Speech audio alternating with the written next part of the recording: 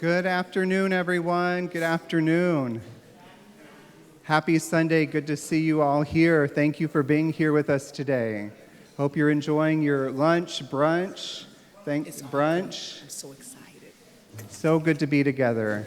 I'm Reverend Bruce Lamb, the Minister of Faith Formation, and on behalf of Riverside Church's Education Commission, we welcome you to today's September Lunch and Learn with Dr. Kerry Day and Dr. Andrea White. Let's give them a warm welcome.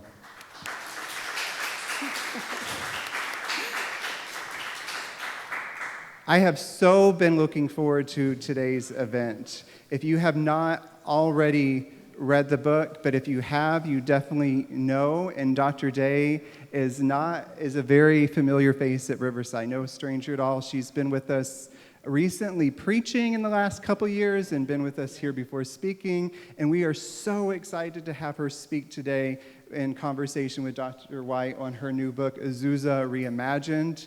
I normally don't read books on the beach, but all month long, this book I read over and over and over. This is so good. Really, please pick up the book. It's for sale at the Riverside Welcome Center downstairs. They're open all afternoon. You can pick up copies. And please buy an extra copy for a friend, family member. It's really, please pick up the book, Azusa Reimagined. So the book is for sale. And as we'll learn today, in Azusa Reimagined, Dr. Day explores how the Azusa Street Revival of 1906, out of which U.S. Pentecostalism emerged, directly critiqued America's distorted capitalist values and practices at the start of the 20th century. Employing historical research, theological analysis, and critical theory, Dr. Day demonstrates that Azusa's religious rituals and traditions rejected the racial norms and profit-driven practices that many white Christian communities gladly embraced. We are so blessed today to learn from Dr. Day on this important work. Dr. Day is an associate professor of constructive theology and African American religion at Princeton Theological Seminary. She has 4 academic books: Unfinished Business, Black Women, the Black Church, and the Struggle to Thrive in America, Religious Resistance to Neoliberalism, Womanist and Black Feminist Perspectives, and Notes of a Native Daughter, Testifying in Theological Education, and her most recent book, Azusa Reimagined, A Radical Vision of Religious and Democratic Belonging. You can read Dr. Day's full bio on the back of your program at your tables. And Dr. White asked me not to give her a full bio introduction, so I'll honor that. But I do want to say we all know and love Dr. White from being a member here at Riverside Church, from recently co-chairing the Senior Minister Search Committee with Dr. Anderson, and her daughters are in the youth group and an active member here. And she's a professor at Union Theological Seminary. So without further ado, please give another very warm welcome to our speakers today, Dr. Kerry Day and Dr. Andrea White. Thank you. Thank you. Thank you, Bruce, and thank you all for being here. We're so excited to have Dr. Kerry Day with us today. Welcome also to Kerry's mother, Miss Connie Woods. Welcome, and thank you for being the facilitator of this event by holding the amazing womanist to be, Ariella Rose Moore, who is almost 19 months. Hello, and she can wave. Welcome also to my mom and dad. I have to point out that they are celebrating their 56th wedding anniversary. Some people celebrate their wedding anniversaries by going out to dinner, having wine and chocolate, and they come to Kerry Day's book event. So we're really glad you're here. And also shout out to our beloved Reverend Michael Livingston. I'm glad you're here. Thank you.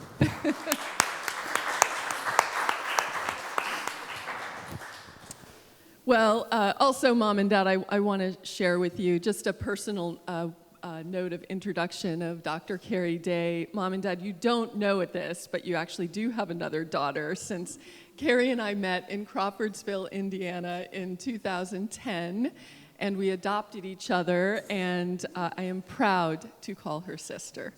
So thank you. Well, in the broadest terms, your book, Azusa Reimagined, A Radical Vision of Religious and Democratic Belonging, is about Christian communities in the U.S. and how they participate in capitalist values and racial norms, and how the Azusa Street Revival of 1906 is a critique, we might even say, I know Keri's going to love this, a theological critique, of an American-styled normalization of violence.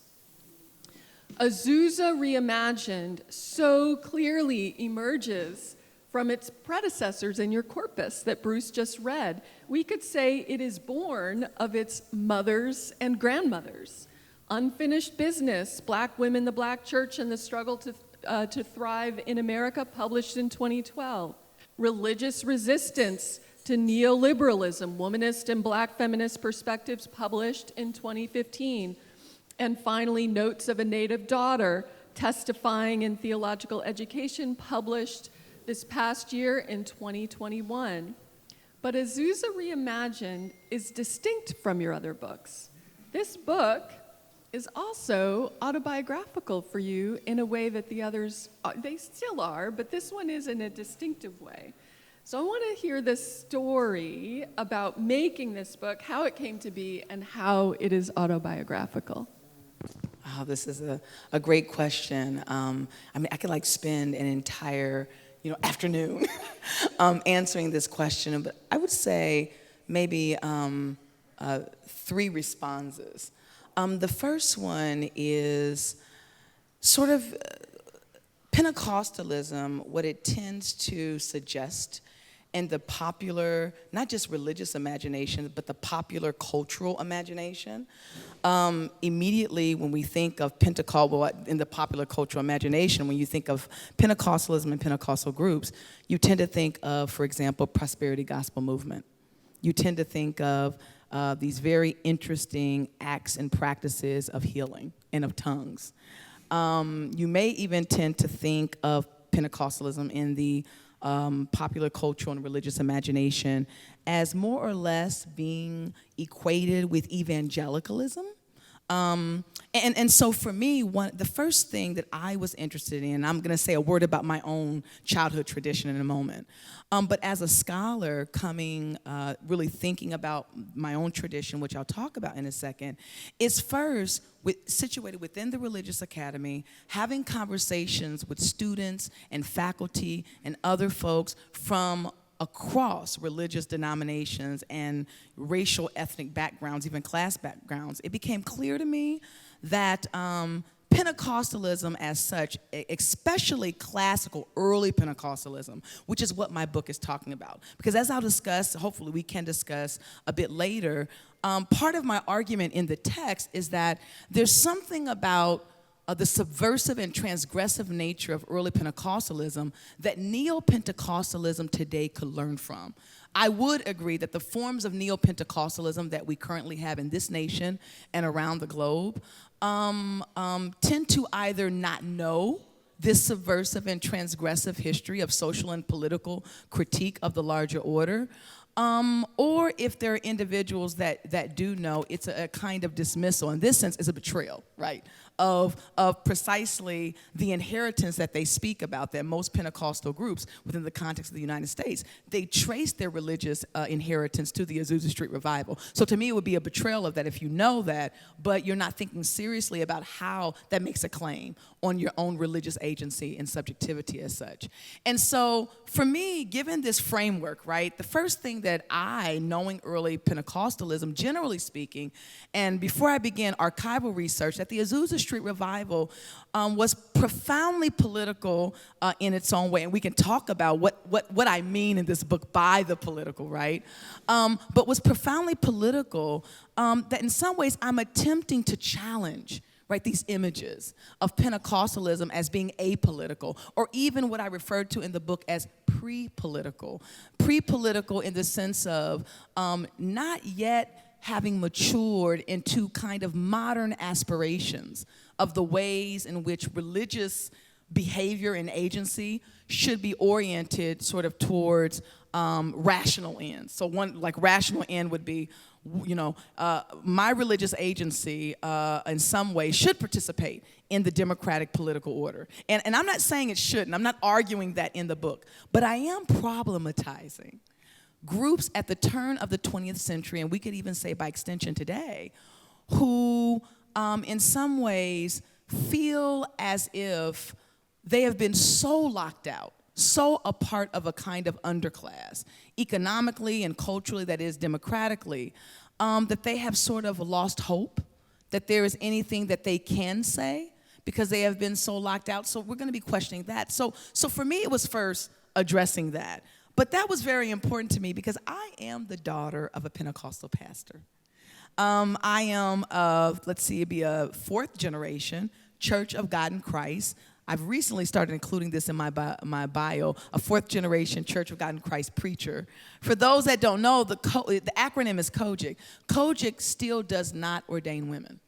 And this is a conversation that we're beginning to have again within the denomination. But it is the largest Pentecostal denomination in the U.S., and it is the largest black denomination. And so for many reasons, COGIC is really important. But this is my childhood tradition, where I not only see, as I am a child, the important role of attending to the life of piety, the life of the individual. But as I'm growing up, I am actually seeing that there are the church mothers, other folks within the community that are deeply invested in the social and political questions that plague the communities of which we were situated in. Church of God, Brown Street Church of God in Christ. I'm from Springfield, Illinois. It's a small church that sits on the east side of town, and this particular church is surrounded by what is often seen as quote-unquote the hood, but that in some ways, again, my church deeply invested in questions of poverty and deprivation of many sorts. So then secondly then, for me, this was intensely personal. This was me in some ways answering a deeper existential question of not only how do I foreground the complex ways in which Pentecostal communities have made sense of the social worlds they inhabit, right? That they care, just not about the individual question of piety, but the question of social and political issues. But then secondly, for me, it was, given that my childhood tradition was invested in that, how do I tell this story? And this will be the third observation response. I'm like, how do I tell this story? Not only, and I'm hoping that my book is accessible just to the person that's not in religious studies, not in theology. How do I tell this story within Pentecostalism? But how do I tell this story within the broader sort of intellectual climate of religion, in a way that sees Pentecostalism, that is early Pentecostalism, more specifically the Azusa Street Revival, as being a theological resource within theorizing religion, that I would say that is in theorizing religion that makes a difference, right? Theorizing religion that makes a difference. That in some ways it contributes, right? It's not something that it inhibits how we come to understand who we are in the world as human beings, but that there's this long history of Pentecostalism contributing to the question of social, political, and economic justice. And so you can hear right now, I suspect, that it's just not about Pentecostalism seeing Azusa as a resource, but religious denominations and religious communities more broadly seeing Pentecostalism as an important theological and socio-political resource. And most importantly, and I'll stop here, all of this is important because you'll see the dedication is to my daughter, Ariella Rose, and part of what I think the intergenerational work should be is asking, what are we, what the work that we're doing, what is the quality of that work that our children will then be able to take up and employ in their lives and make sense of? So my hope is that through what I wrote, it will allow Ariella to participate in her own heritage, Pentecostal heritage, in a way that is meaningful. Thank you. Thanks. Well, preach is what I have to say in response. Keri, you are a womanist and Black feminist scholar, which means you foreground Black women's religious experience and you privilege it as a starting point for theological ethics. This is clear in all your work, and I would like you to tell us how this is a project, as a womanist project, but I'm interested in the very distinct way in which it's a womanist project, Keri Day style. Here's what I mean. Womanist theology in its nascent form addressed tripartite forms of oppression, gender oppression, race oppression, class oppression. But class is particularly thematized in your work. Tell us about the commodification of Black women's bodies, how, as you put it, Black women's oppression depended on gendered forms of racism that were in service to economic ends. Wow, yeah, no, it's, so probably the best way to enter that question is the third chapter. Black Female Genius is the title of it. And in the chapter, and I also mentioned this in the introduction, by the way, as well, as a kind of framing of the book, that what has, I think, been under-articulated in sort of the narration of the Azusa Street Revival, and hence the beginning, the sort of the foundations of early Pentecostalism in North America as such, is that Black women were literally at the center of the religious and cultural production that would be a part of the religious experience of conversion at Azusa Street. And then I'll get to how this connects to the question of their labor, economic, political economy, and so forth.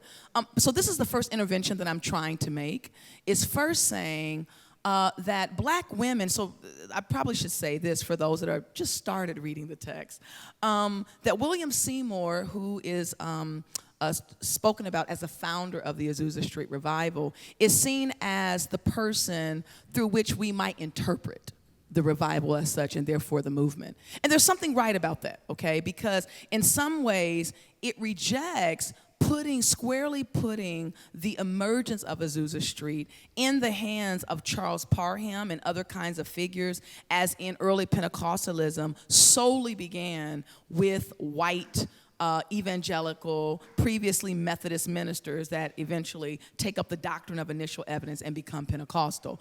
That actually what you find would be the Black roots of early Pentecostalism, that within much of religious history, those roots were erased, okay?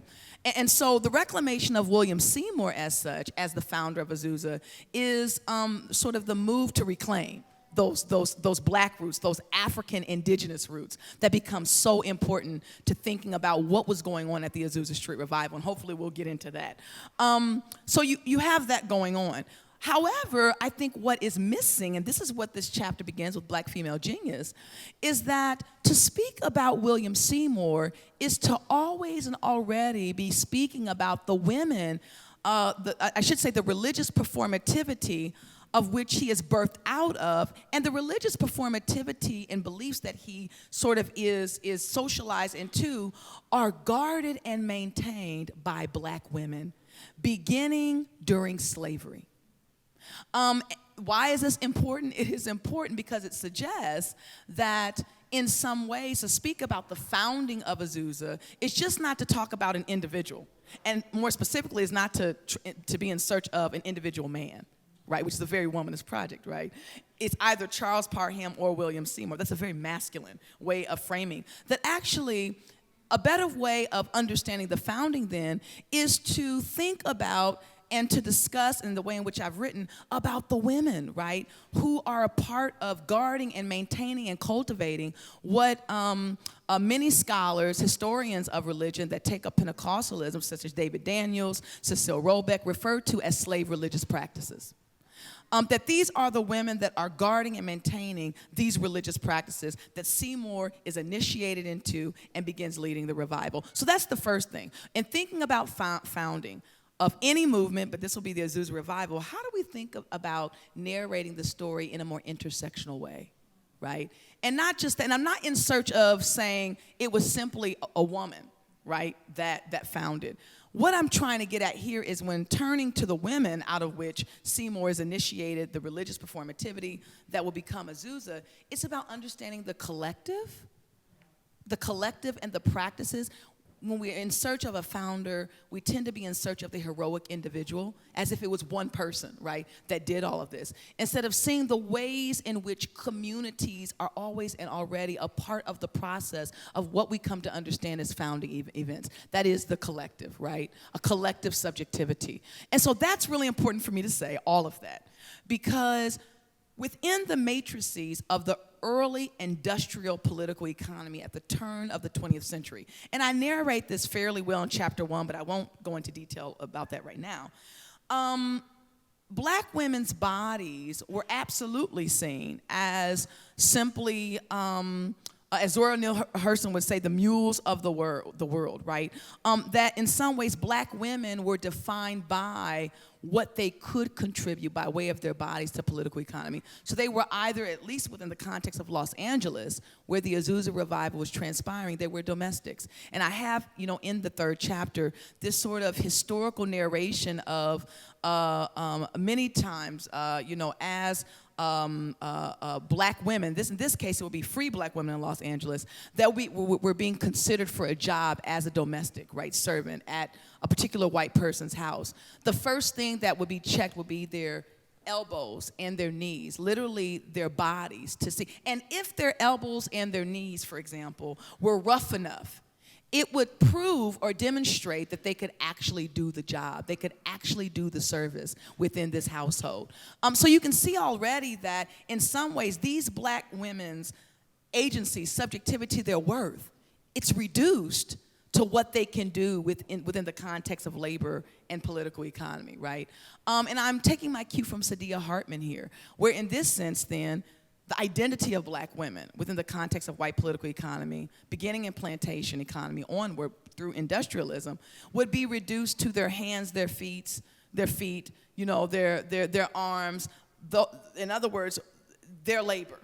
And that was important for me because what you see at Azusa is you see not only the religious conversion and religious performativity, the contemplative, one could say, tradition, but you also see a religion that is wholly, almost entirely mediated through the body, through flesh, right? So it's not that one experiences God and then that sort of is an experience that then has a claim upon the body, but that in some ways divine presence is mediated through the body.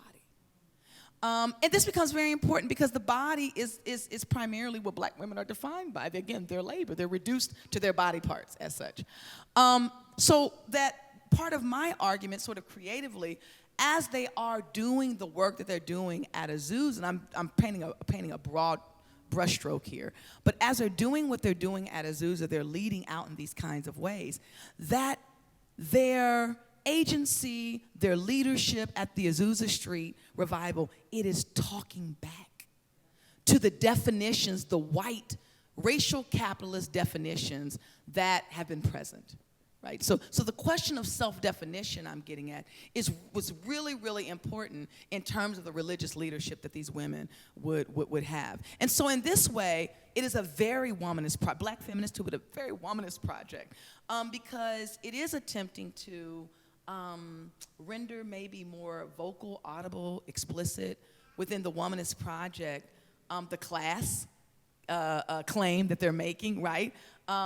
Again, that these Black women are poor Black women, are even not one could say embraced within the middle to upper middle class echelons of black society. Marcia Riggs' book, I think, captures this perfectly.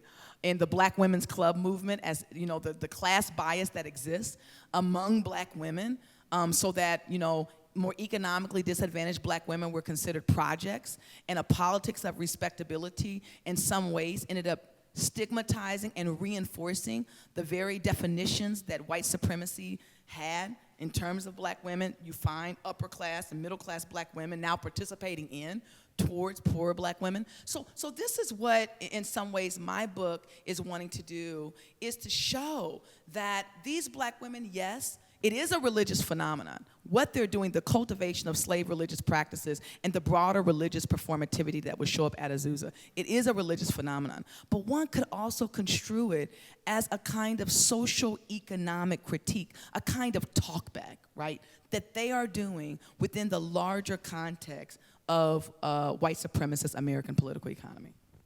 Wow, thank you. Let's stay with gender for just a moment. In your book, you write, to understand Seymour, one must understand Lucy Farrow. And you've told us about the genealogical intervention in the telling of the Azusa Revival of 1906 and the way you disrupt the story of founding, the stories of founding that are overdetermined by patriarchal investments, the subversive form of your origin story for Azusa and Pentecostalism. Now I want you to tell us about what you mean by, let me get the right term here, progressive masculinity and the contradictions of progressive masculinity. So I'd like to start this off with a story. And I would just, you know, I was sitting in my seat and I was saying to my former pastor, amen, and that is not out loud. It was in the back of my mind as he was saying this. We were at, this was at the Historic Womanist Conference, actually. I don't know if you were in the room. That happened, what did it happen? Like 2012. 2012. In 2012, we were in New York City. And so they had a panel on black men, how they were thinking about themselves as allies to the womanist movement. And so prior to my appointment at Princeton Theological Seminary, I taught at Texas Christian University, Bright Divinity School, for a little underneath a decade. And so I was attending a church, Friendship West Baptist Church, Reverend Dr. Frederick Haynes, many probably already know him very much so, is known on the national stage for his political justice work. And so he says on the panel, you know, what I try to tell other, you know, young men who are in my ministry or wherever I go is first and foremost that I am, he said, I want this unequivocally clear, I am a reformed patriarch. And everyone looked like, okay, where is he going with this? I am a reformed patriarch. He said, patriarchy is literally what I've been socialized into. It is sort of like the way, you know, fish swim in water. It is the water growing up that I swam in. But not only that, as a man, as a cisgendered man, it continues to be heteropatriarchy, the water culturally, right, that I swim in. And he said, and so as I began thinking about my own allyship with black women, with womanists, he said, what I had to acknowledge is that every day that I wake up, I must recommit in this day to being in solidarity with women, with black women, through my practices. In other words, I can't simply say that I am an ally because a year ago I allowed a woman to, you know, do something that was groundbreaking in my ministry, or last week I did something that warrants me saying I embody progressive masculinity. Because today I could wake up and I could do something that's completely at odds, right, with that commitment. And so his point was, and for those that are situated squarely within the Reformed tradition, I think you'll find this very, very welcome, that as someone that was sort of born into patriarchy, and it continues to be the water that I swim in, I am being reformed each and every day. I am reformed and always reforming. His point was showing the ongoing process, right, that one undertakes as a project, as a process, that there's never a destination on when you've arrived, right, say as a womanist ally, therefore I've arrived, but that it is an ongoing project. Why does this matter? Because the question that you're raising about progressive masculinity and the way that I narrated, and I wish I had some other black feminists and womanists here. I almost feel like it would be fair to hear their rejoinders to what I'm about to say, because what I'm about to say is somewhat contestable. So maybe you may even want to operate as a devil's advocate here. But I often get a sense, maybe implicitly, not explicitly, within some of the scholarship and literature, within both womanism and black feminism, that in some ways treat progressive masculinity as a destination, and especially within like a culture where if you say, for example, the wrong thing on social media, it could have profound repercussions. I mean, profound for your profession, for your family, and so forth. It just seems to me the tone is there's a sense of once you are an ally, you should at all times know what is the proper action in reflecting what, being an ally as such. And my sense is, and this is why I bring up Seymour in the book, my sense is you have plantation patriarchy, right, at the end of slavery that is being integrated and incorporated into black communities in early Reconstruction onward. And much of the heteropatriarchy that is modeled to black men underneath systems of whiteness, they begin to take on themselves, right? So that's this is Bell Hooks' language of plantation patriarchy. It is modeled now within black communities. But what at least I saw that was really compelling is that Seymour is very clear throughout the first 2 or 3 years of the Azusa Street Revival. Seymour is both extremely progressive on his stance related to women, right? He sees women as being able to participate at all levels of ministry. This is why you have an influx of women out of Methodist and Baptist denominations to the Azusa Street Revival, precisely because of Seymour's progressive stance. But within the first year alone, Seymour is making some really problematic decisions because you have a number of people within the Azusa movement and outside of it that is religious communities that are saying, well, these women are kind of running wild. They're traveling, they're preaching the gospel. They're not attending to their husbands or their families. They're not following the proper social order. And so this is getting back to Seymour. And Seymour's getting nervous about this. Again, this politics of respectability, that how do we, make sure that we are seen at least as properly Christian, as properly obeying moral and religious order. And so you see where Seymour is actually engaging some of the women in his ministry and giving them ultimatums, quite frankly, of, if you do this, you will continue in the ministry. If you do not do this by way of your husband or your family, I'll sit you down. and so you have that. And I guess my point is, and I this is, I'm drawing a blank here, the scholar out of Duke that I even referenced. Mark Anthony Neal, am I saying his name? Okay, Mark Anthony Neal. And I'm drawing off of him and talking about progressive masculinity in that it's not so much about a kind of perfection and arrival of men who now get it and are able at each moment to show up in the right ways, but rather that these are men that navigate within the contradictions, right?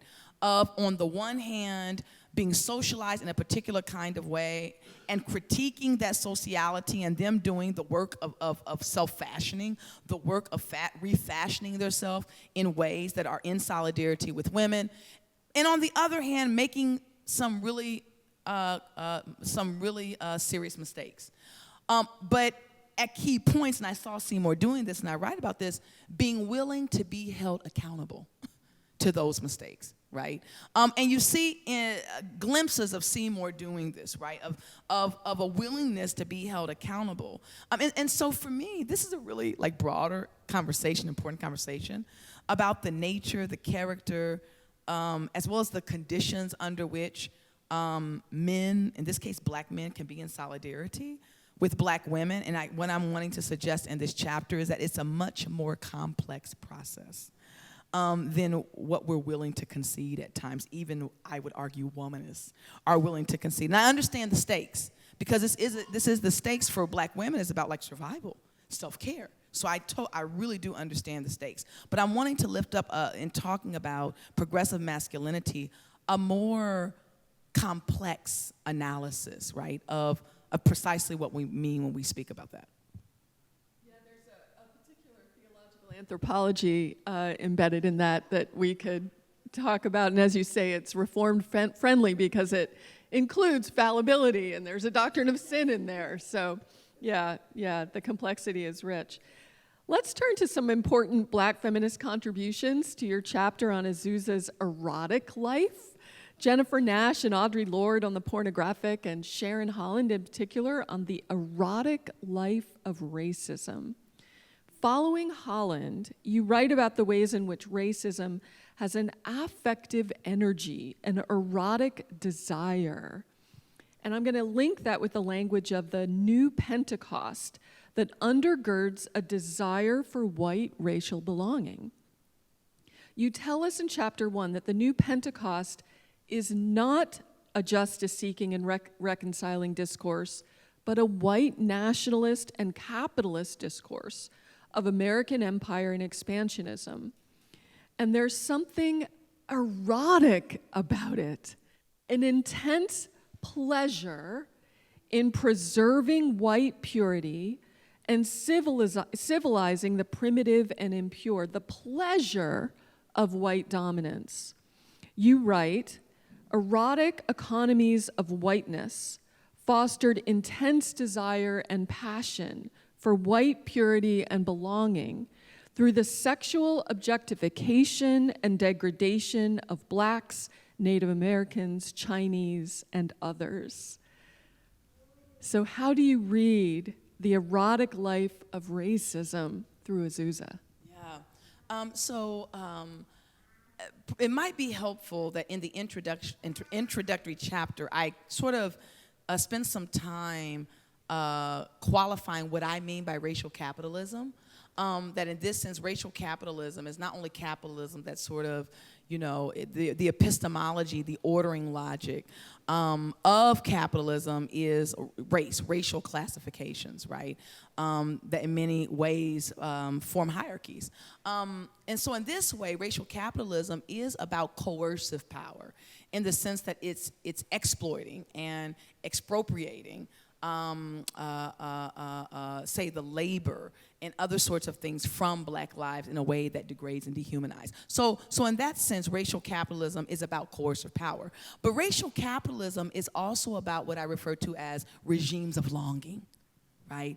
It's about the kind of desires, which to me really opens up to really important theological conversation, is about a certain cultivation of desire, about what people will long and yearn for that will come to constitute how they understand themselves, their world, and others, and what binds them to others, most importantly, by way of longing and desire.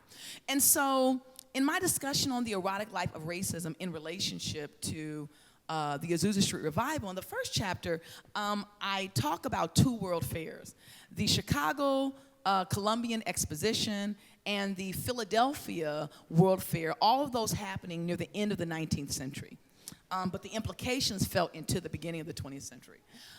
And what is interesting to me about foregrounding these fairs is that both of them, one in particular, the Chicago Columbian Exposition explicitly refers to the religious parliamentary that they have going on, the religious sort of world council that they founded there at the World Fair, that is the Chicago Columbian Exposition, as a way to think about, from a multicultural and global perspective, how religions can cooperate in unity and peace. So they have this Congress of World Parliament. And what they refer to what they're doing religiously speaking at this World Fair as the new Pentecost. So for me, this was a major archival uncovering. Harvey Cox talks about the Chicago Columbian Exposition in his book, Fire from Heaven. There's no doubt about that. But that there were a whole series of fairs. And at the center was this description of what they were doing by way of gathering in, so this is explicitly Pentecostal language, gathering in the nations, right, in order to inaugurate an age, a new heaven and a new earth of global prosperity and peace, that in some ways that this would be a religious undertaking. And they referred to this as the new Pentecost. And that was extremely interesting to me, because what it suggested to me is at the beginning of the 20th century, the language of Pentecost was not just being used by explicitly religious communities. It was being used by capitalist entrepreneurs, corporations, business people, and the like. And so this was very important for me, because this new Pentecost then was not only about thinking very structurally about what was needed in terms of political economy, there's no doubt, but it was also thinking about how do we fashion and cultivate regimes of longing. And this gets into the erotic life of racism. That part of what was going on at these world fairs was cultivating this sense of white intimacy and belonging, this sense of white desire. And I write about this in the book, that as white folks are moving towards are looking at the various exhibits, and you actually have, as I write about, have on exhibit African communities, right? I mean, so this is a very, very sort of colonial vision, and the apparatus of it was extremely colonial that's going on at the world fairs. But you have a woman that walks up on a group of Bohemian individuals that are being caged at like they're in a zoo of sorts, a human zoo. And after looking at their barbaric and primitive lifestyles, she concludes and laments, indeed, that Emerson may be wrong. And she said, and it goes on to say, the newspaper, that she walks away downcast. But in some ways, with a kind of confirming idea that the segregative structures that have been and are in place are benign, and for the sake of the civilization, salvation, and progress of people of the African diaspora as such, and therefore for the budding nation, right? So you can see in this exhibit, it begins with her getting a ticket, an entrance. Of course, there are a lot of economic reasons. There's profit to be gained. But as she's looking at these exhibits, there's a certain kind of desire that is cultivated inside of her. This desire to affirm and confirm the profound importance of white intimacy and belonging, and the structures that make that possible. That indeed, again, the structures of racial apartheid that have been present in this country are not wholly morally wrong, right? Because she says Emerson is wrong. Actually, Emerson holds this small place wherein, although I would argue with other scholars that it's a relative place. I mean, Emerson still absolutely thinks that African Americans, people of the African diaspora, are not as, in terms of their capacity, are not as rational as white subjects. But in some ways, Emerson holds a place for, if given the opportunity, that blacks indeed could become self-reliant, right, and could exercise certain rational capacities. And so this woman that is at this fair, she's seen as a liberal, right? She's seen as a white liberal at the time, and she walks away lamenting that Emerson may be wrong. But the point here is that in this moment, she is being reconnected in some ways emotionally, erotically. Erotic, all I mean by erotic, according to Sharon Holland, is desire. Desire that can be, that is regimes of longing that can be cultivated in liberative and life-giving ways, but also desire that can be corrupted, can lead to the grotesque, of which, if you remember in that chapter, I say I've changed my mind, that actually, in some ways, I'm now departing from Audre Lorde's distinction between the erotic and the pornographic. But the point here is an entire, the encounter that the woman has is an entire event that cultivates a series of emotions. But these emotions, these affectivities, in some way continue to initiate her into this broader sort of a context of white intimacy and belonging, wherein whites in particular can feel and in some ways prove that, that the structure that we have of racial capitalism is important to the moral as well as social and political progress of the nation. So that I did not, in writing this book, I wanted to be clear that a part of the project of thinking about race in America, it is absolutely the structural. It is absolutely the structural. But we cannot forget how the structural interacts dialectically and relates to the affective. That racism is also an event, as Sharon Holland talks about. It's a set of feelings and emotions that bind and bond people together, sometimes in profoundly grotesque ways, that then supports the very structures that we have in place. And this is what you see. And so Azusa, I argue, in some ways, it's responding to that, right? Through its interracial community. But it's not simply, I would argue, the interracial community, because I get really afraid when people start talking about, oh, it's progressive because it's interracial. It's like multicultural dialogue there. Oh, God, no. That's not simply. For me, what is at stake in the book, the argument that I'm making, is that at the center of Azusa are slave religious practices. These are practices that white ministers are coming down to the revival and speaking of as pagan retentions of from Africa, demonic. This is something that Rabateau actually, these are historians. We have historians that have written about this, as well as historians of Christianity, such as David Daniels, Cecile Robeck, and others. But you have them coming down saying these are demonic forms. But these are the forms that the children and the grandchildren of slaves, that is, the folks at Azusa, would want to preserve and maintain. And this is an argument that's going on inside of the black community, within middle class to upper class black communities that want to be perceived as the proper religious and political subject, and as a result, they want to distance themselves from these sorts of practices. They don't think these sorts of practices are the way to go and being, sort of embodying a Christian witness. And so you have, at Azusa, this is transpiring. And to me, what is scandalous is that you have then white people that are agreeing to be initiated into these slave religious practices. In fact, it seems what is most scandalous, as Charles Parham, Alma White, who's coming down to the revival, the over 100 in the first year articles that the Los Angeles Times reporters are writing, what seems most scandalous is not that black folks are down there doing what they're doing, or even immigrants. It's that white people are participating and being initiated into practices that they fundamentally see as belonging to the realm of blackness. But that should be read, belonging to the realm of the animal, as Ashawn Crawley mentions, of being subhuman, of being non-rational or irrational, being emotive, being primitive. So why would it be that a white person would want to be initiated in their subjectivity? See, it seems this is a scandal. But yet you have whites that are going down. Now, I'm very clear in the book that this is not a hagiography.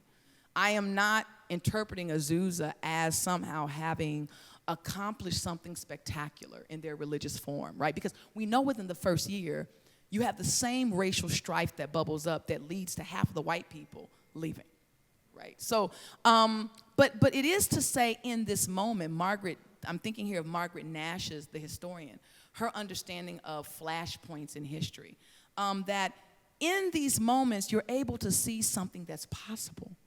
That in these moments, you have white individuals across class lines, as well as gender, that are making very intentional decisions for many different reasons, but intentional decisions to be in community on the terms of black folks. And to me, this is a curious kind of, sort of the curious investigation that I'm after. What makes this possible in this moment, right? Where there's nothing to gain by them doing that. In fact, there's much to lose, which speaks to how might we think about questions of solidarity that is among whites. Can whites be saved? Well, how to think about the question of solidarity. And oftentimes that question is absolutely hindered because it is assumed that black folks and people of color must address that question on the terms of white folks. So I know I'm saying a whole lot here, but this is part of what I'm getting at. That's just one example among many that I talk about in the book, where the desire is turned on its head, right? It's inverted. And there's a different kind of desire that's being cultivated within the first year at the Azusa Street Revival that is in direct challenge. I mean, again, you have the police being called down to I didn't know any of this until I started doing the archival research.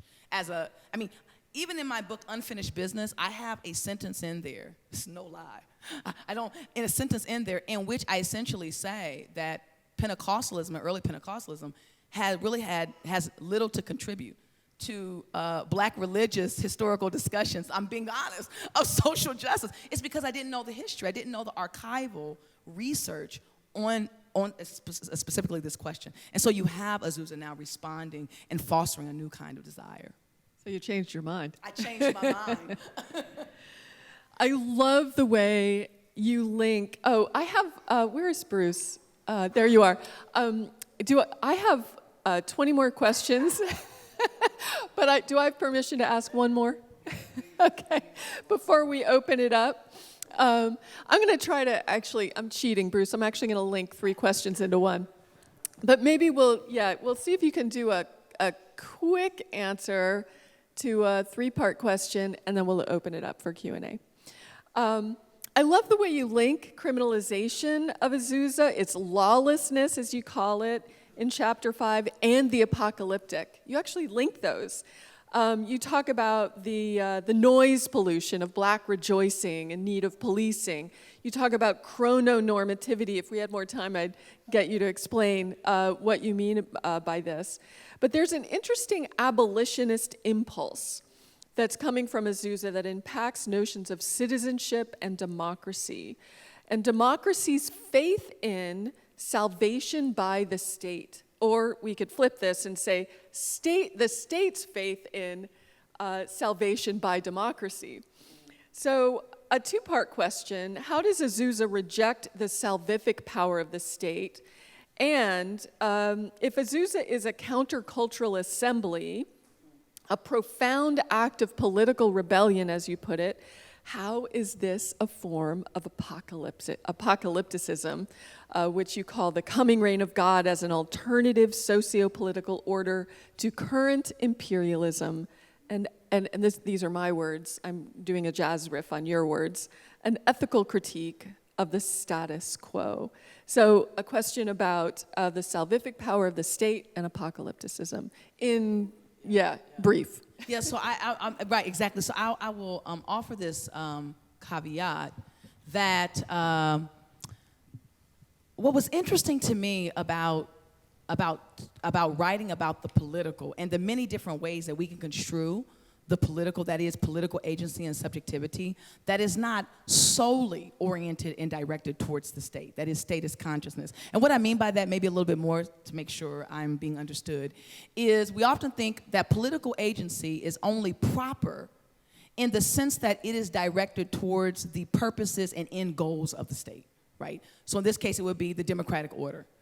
And so can we conceive of different understandings of the political that in some ways these different understandings are not solely reduced to that? So I want to be clear, I'm not arguing that we cannot have an account of political agency that interacts with the state. I'm not arguing that. That's one form of political agency. But what I often discover within even much of religious scholarship, that this becomes the form of political agency that is used to measure other forms so that other forms are not seen as properly political, but rather as apolitical as such. And so I wanted to note that because at Azusa, you see many different forms of political agency. I'm gonna go to the apocalyptic, but I'll also mention what I wrote about that I found in the archival research that has not been written about until I've just written about it, is the police receive a call on August the 5th, 1906,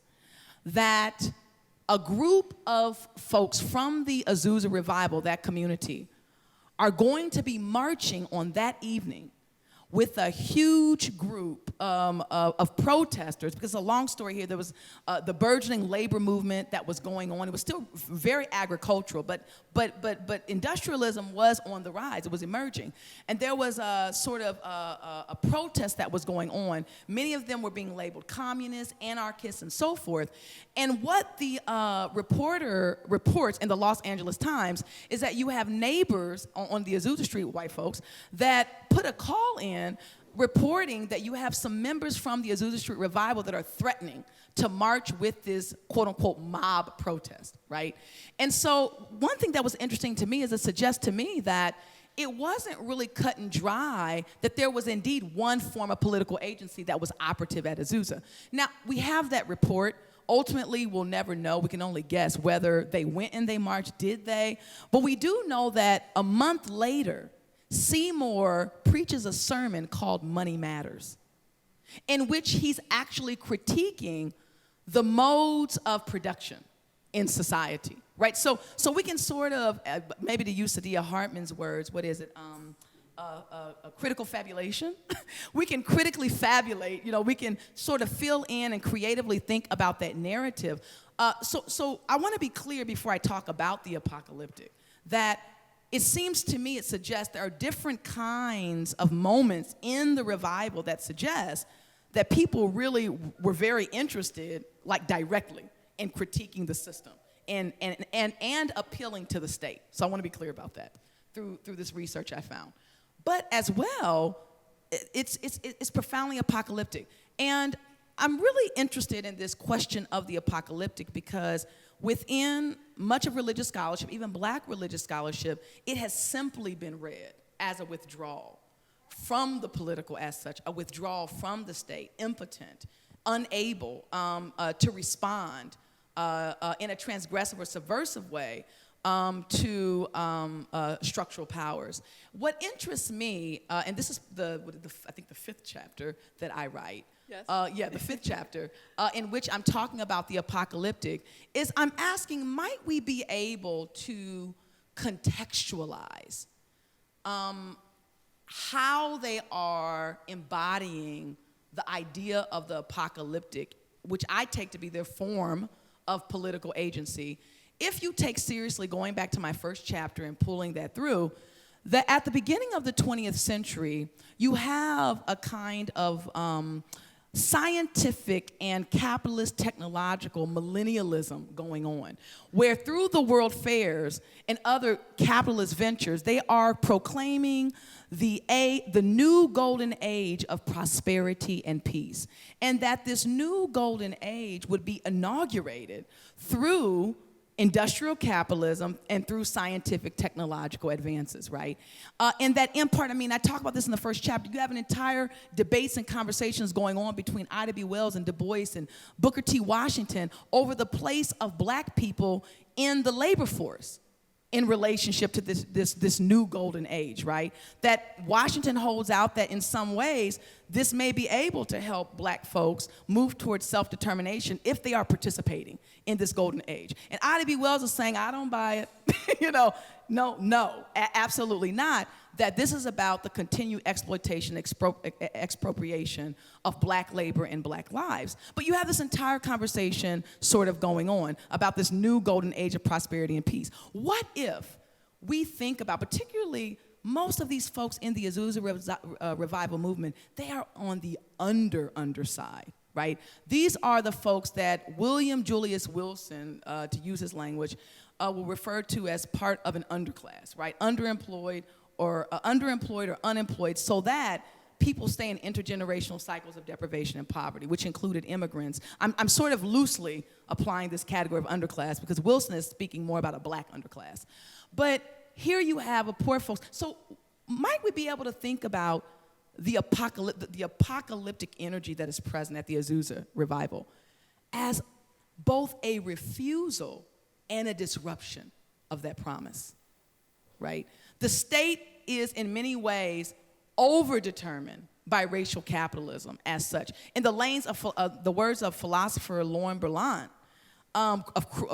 relations of cruel optimism, that there's a desire that is said to be able to create progress for a particular community, but actually is an obstacle to their flourishing, right? Because it's this desire that actually can't give them the flourishing they want. Well, in this case, you could apply this to Azusa, that in some ways you have a poor class of blacks. I mean, this is blacks in general during early Reconstruction, but a poor blacks, where they've seen simply the reinvention of racial apartheid in different forms, right? So slavery.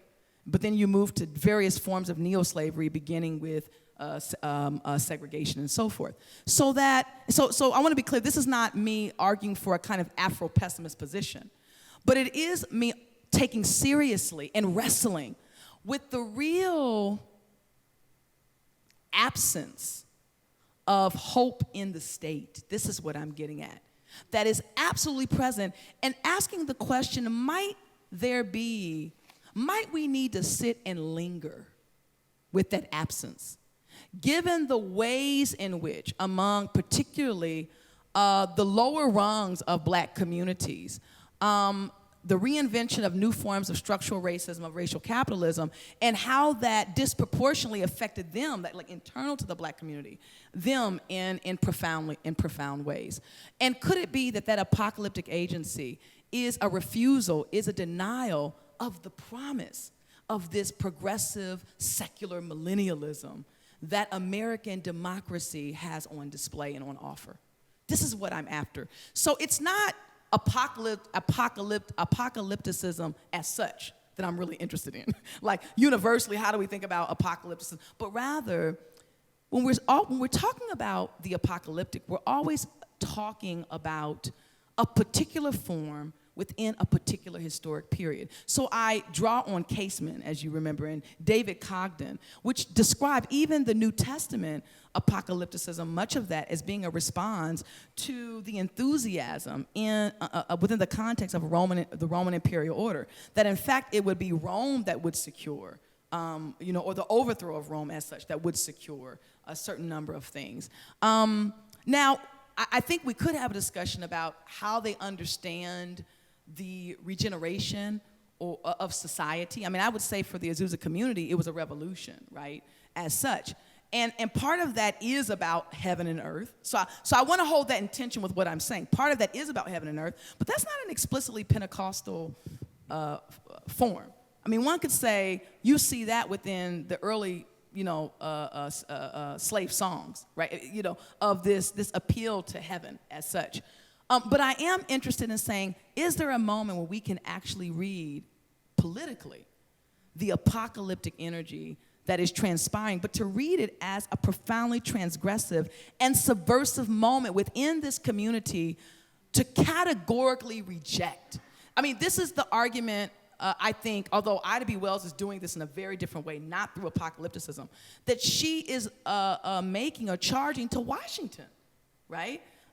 He too easily accepts the promise that industrialism can indeed promote a kind of self-determination socially among, not just for the individual, but collectively among Black Americans.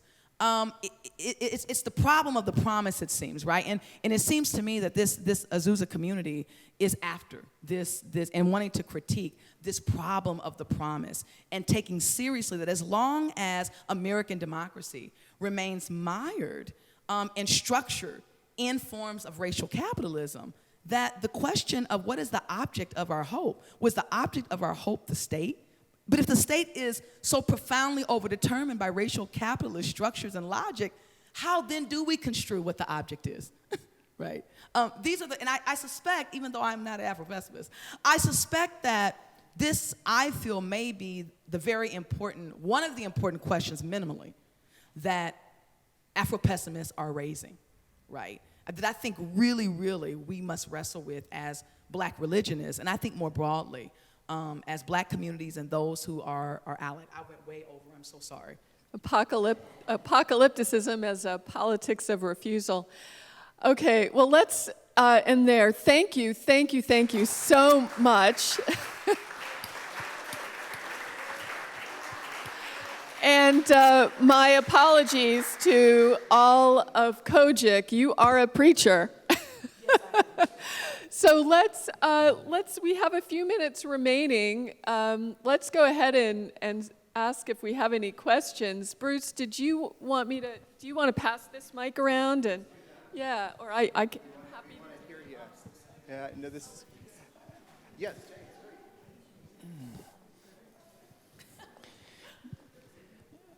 Thank you very much. I've spent more than 50 years as a minister in the South Bronx. But I'm leading to the conclusion that the majority of Pentecostal churches are so interested in apocalypticism and the symbol of globalism that they're above my agenda of organizing around race, class, and gender. I've had conversations and experiences in trying to organize Pentecostal churches. I must say that Bishop Norman Quick, who you may know, he's passed away, was a leader of the Kojic in Harlem, and he spent his time very progressively fighting racism. He's a Pentecostal activist. He's passed away. And then on the other end, you have Reverend Ruben Diaz in the South Bronx, who has organized politically the right-wing Pentecostal church so that they're activists.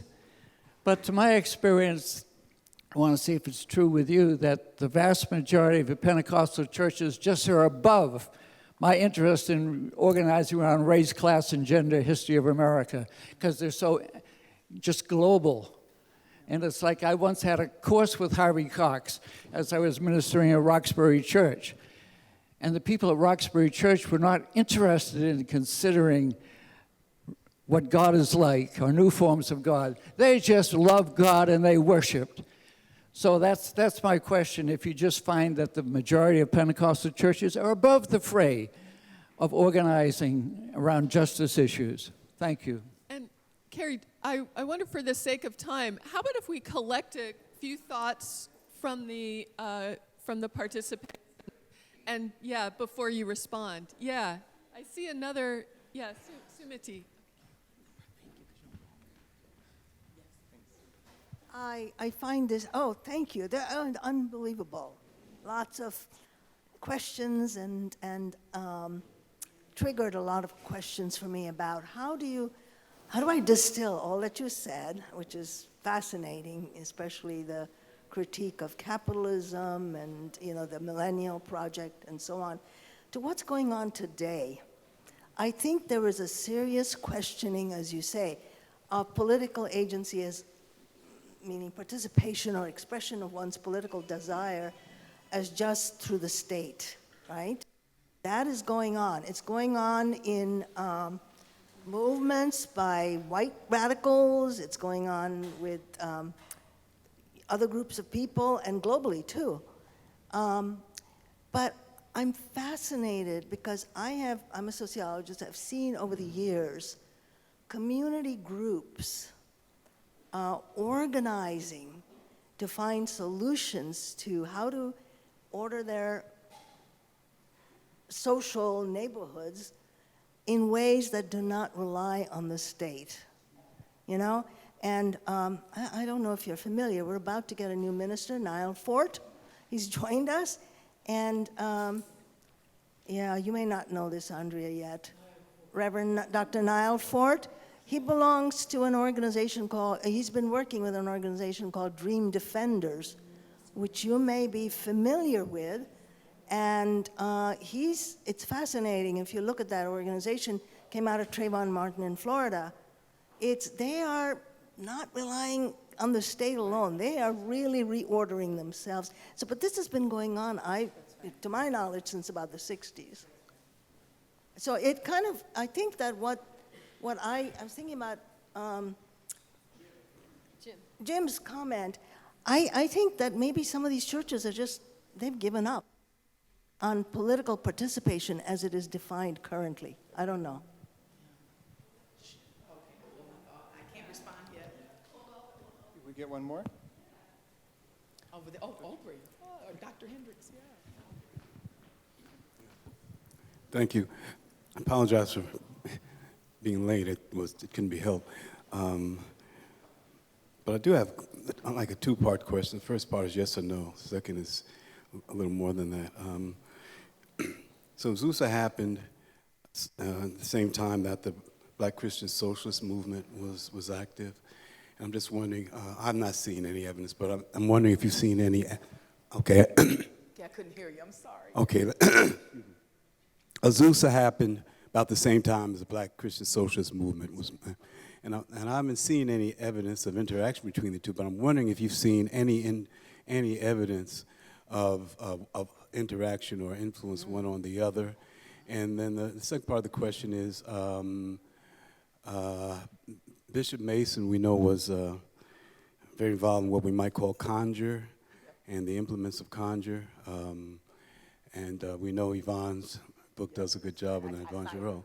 And I'm just wondering what has happened with that orientation in recent years. Is that still part of sort of a normative part of any part of Pentecostalism? That's a good question.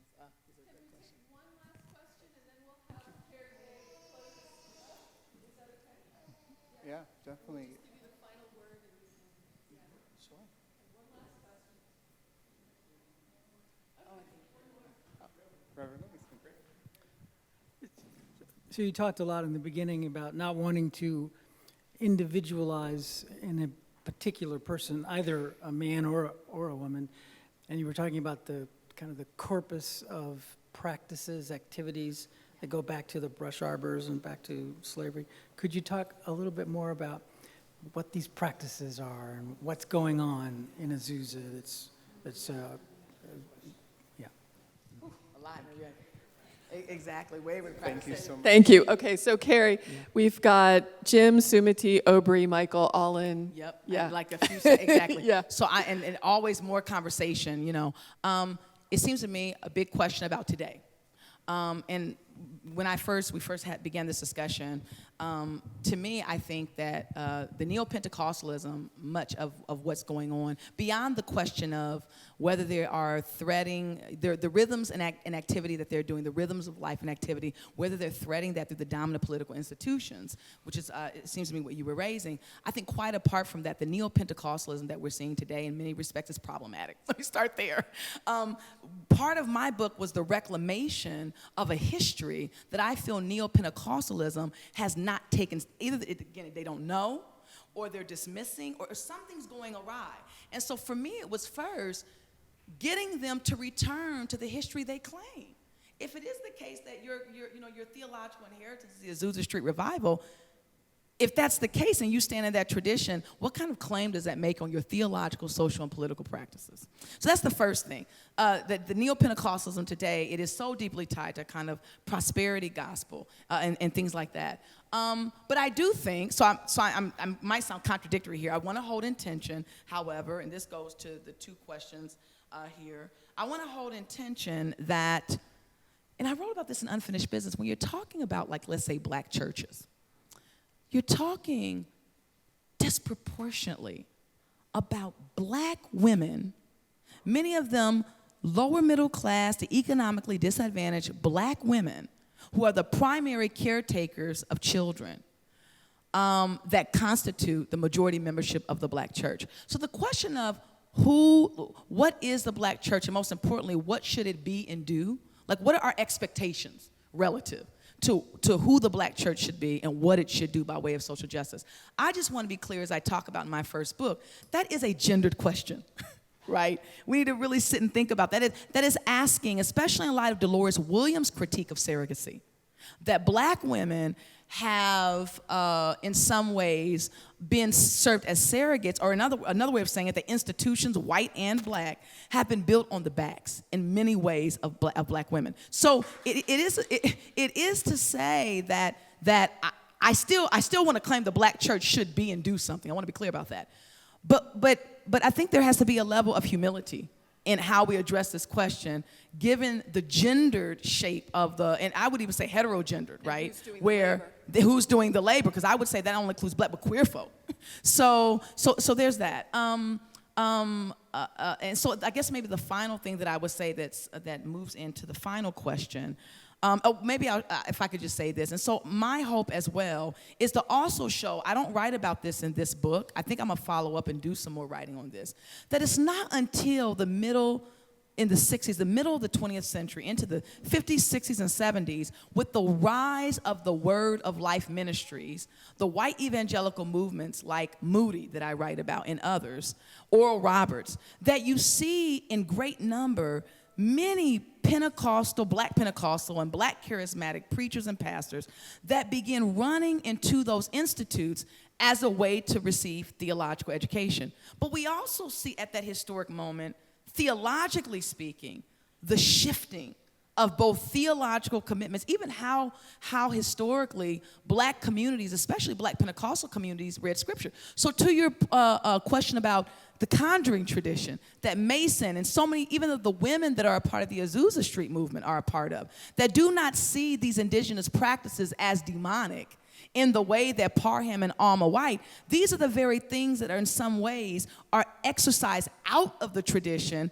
as you get more black Pentecostal leaders that are aligning themselves and being trained by white evangelicalism. But this historic moment happens in the middle of the 20th century. So whereas even when I was growing up, we didn't begin our church service by reading the confessions and creeds. In fact, we didn't have a bulletin. We didn't have any of that. I go home today to my church with the bulletin. One of the first things that's being done is what? They're reading the confessions and creeds as part of the liturgy of the service. So I'm trying to get at something here of this shift. And so then that leads to, well, what are those practices, right? Those indigenous practices. The two that I talk about in my book that really the one that I talk about the most is tarrying. It is, according to David Daniels, historian of Christianity and prolific in black Pentecostal studies, it is understood as the descendant of the ring shout, where, and I won't because we don't have time, but the point here about tarrying is that it is a form of prayer, a form of beseeching that is collective in character, but it also draws off of different forms of what would be, now today, even tarrying is done differently within Pentecostal churches after the fusing of white evangelicalism with how black Pentecostals practice their own Pentecostalism today. But with practices that are preserved from the ring shout, such as forms of conjuring, forms of possession, not just as in possession of the Spirit is possessing me, but you have, going back to the Azusa Street Revival with Mason, certainly this understanding of ancestral presence, of the way in which the ancestors are still with us through the forms of religious performativity. So I'm sorry, I would love to say more about this, but it seems to me that this is part of the intervention today, is to bring black Pentecostals back to their heritage, to where it all began, to see really what it meant to be Pentecostal as such.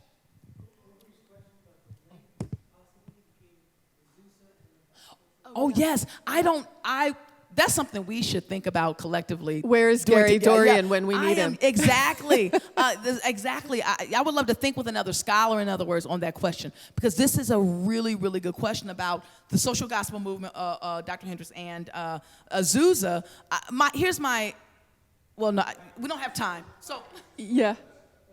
Oh, Black Christian. I'm so sorry. Black Christian socialism. I don't know. I don't know where. Here's my hunch. My hunch is that so many of these folks at the Azusa Street Revival were either semi-literate or illiterate.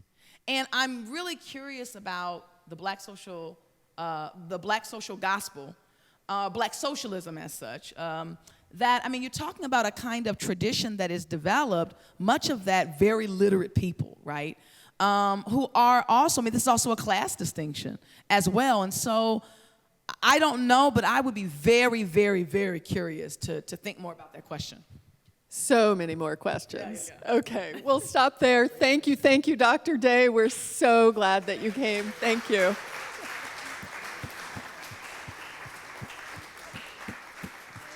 Close this in prayer. Friends, thank you all for coming today. It's been such a powerful afternoon of conversation. Thank you so much, Dr. Day. Thank you so much, Dr. White, for moderating this conversation. Friends, again, just a reminder, the book is available for purchase downstairs in the Welcome Center. Please pick up a copy on your way out if you haven't already. Please stay and visit afterwards. The room will be here and open. Thank you for coming. And also, today's talk was recorded, so it'll be up on the Riverside Church YouTube page later this week, and I'll send out the link to everyone that registered. Dr. White is going to close us in prayer. Thank you so much. Thanks. Let us pray. Holy God, we are so grateful for the life of the mind in fellowship. We are so grateful for Dr. Day's commitment and faithful convictions about the work and life of the church in the past and present and its apocalyptic realities. Thank you also for Ariella and for her mother and for community and all that she has taught us. We pray in Jesus' name. Amen.